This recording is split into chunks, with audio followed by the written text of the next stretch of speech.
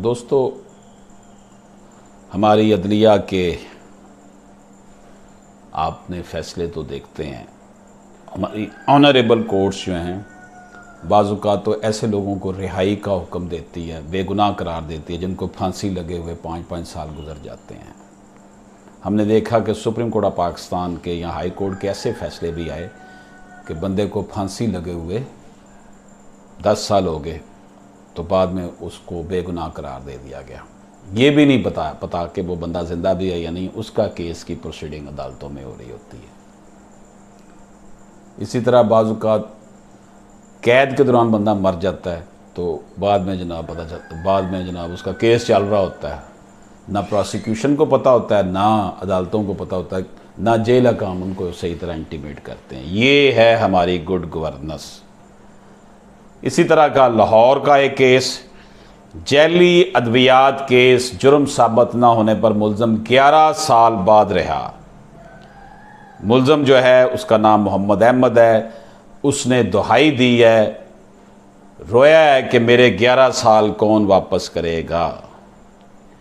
ये है वो सिस्टम, ये है वो जमूद जिसके ख़िलाफ़ हम बात करते हैं कि जनाब इस निज़ाम अदल को, बोसीदा निज़ाम अदल को ख़त्म करके नया अंदाज़ अपनाना चाहिए। सिस्टम चेंज कर दें। 4 स्टेजेस बनाई हुई हैं, trial court, appellate court, first appellate court, फिर हाई कोर्ट और फिर supreme court. First appellate court जो है डिस्ट्रिक्ट कोर्ट है। इनकी तादाद कम करें, इसमें ज्यूरी की तरह बिठाएं, 3-3 बंदे बिठा दें, एक बंदा ना बिठाएं।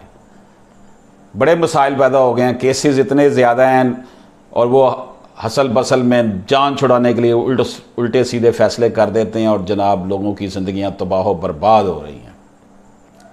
तो ये 11 साल जो इस बंदे को बिला वजह कैद किया गया, 11 साल बड़ी टाइम होता है। Who is responsible? Chief justice साहब रिस्पॉन्सिबल हैं इसके।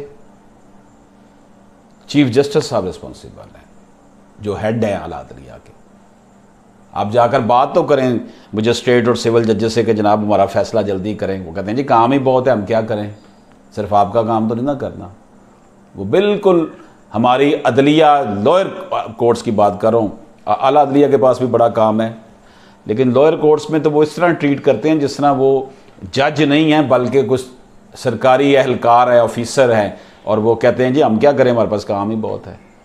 तो जनाब 4 गुना 5 गुना जजेस की तादाद बढ़ाई जाए, अदालती अमला पूरा किया जाए और चेक एंड बैलेंस रखा जाए। जिस जज के फैसलों से इस बंदे को सज़ा हुई है उसकी ACR में लिखा जाए कि उसको नेक्स्ट प्रमोट ना किया जाए।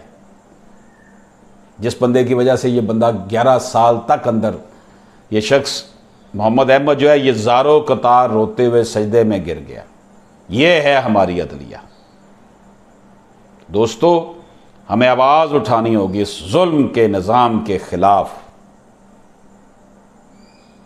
तहरीके इंसाफ की हुकूमत में भी अगर इंसाफ नहीं है तो फिर कब होगा? पिछली हुकूमतें तो थीं ऐसी ना, लेकिन अभी तो चेंज आनी चाहिए थी। अल्लाह पाक खैर करेगा। इजाज़त दीजिए, अल्लाह हाफ़िज़।